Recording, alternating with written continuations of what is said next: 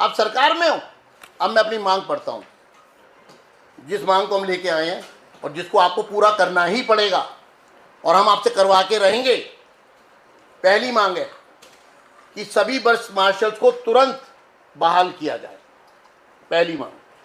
दूसरा, इनकी सर्विसेज जो हैं वो रेगुलर की जाएं और इनको जो अपॉइंटमेंट दी जाए रेगुलर की जाए। इनकी सर्विस किस दिन से, जिस दिन से इनको अपॉइंटमेंट दी थी। ये नहीं है हम अब रेगुलर करेंगे, कितने लोग तो एक बार हो जाएंगे। तो जब आप जिस एज पर उस समय लग गए वही एज मानी जाएगी इनके रेगुलराइजेशन में। कोई इसमें कॉन्स्पिरेसी नहीं होनी चाहिए, कोई इसमें इफ एंड बट नहीं होना चाहिए। इसके साथ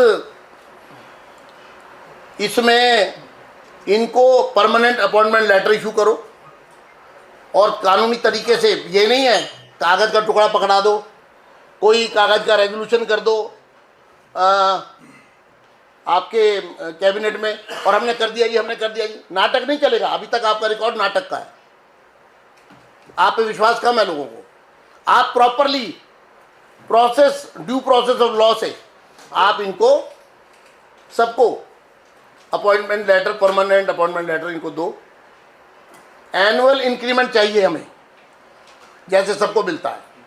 ये काम करेंगे 12 घंटे, घर से निकलेंगे 14 घंटे के लिए, पगार दोगे आप उतनी अनस्किल्ड लेबर जितनी भी नहीं, कोई इंक्रीमेंट नहीं।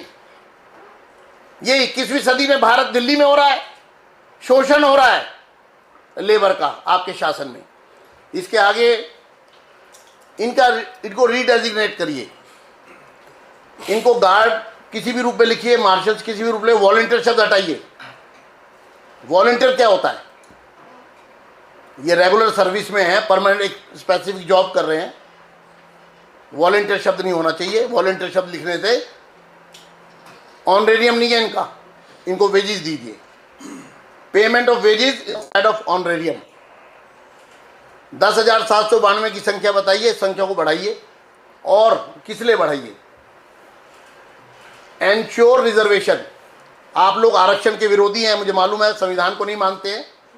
आपने इसमें SC, ST, OBC और EWS ये कैटेगरी को एंटरटेन ही नहीं किया।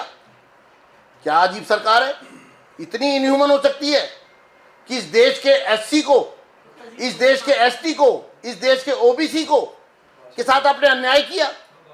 आपने EWS के साथ आपने अन्याय किया। संख्या बढ़ाइए और जितना प्रतिशत रिजर्वेशन होना चाहिए, मुझे रिजर्वेशन चाहिए इनके लिए, रिजर्वेशन दीजिए। और इसके बाद जो रेजोल्यूशन हमने पेश किया था, माफी मांगिए जो जनता से आप लोग झूठ बोल रहे हैं कि हमने कहा था कि हम जाके आपके साथ प्रोटेस्ट करेंगे।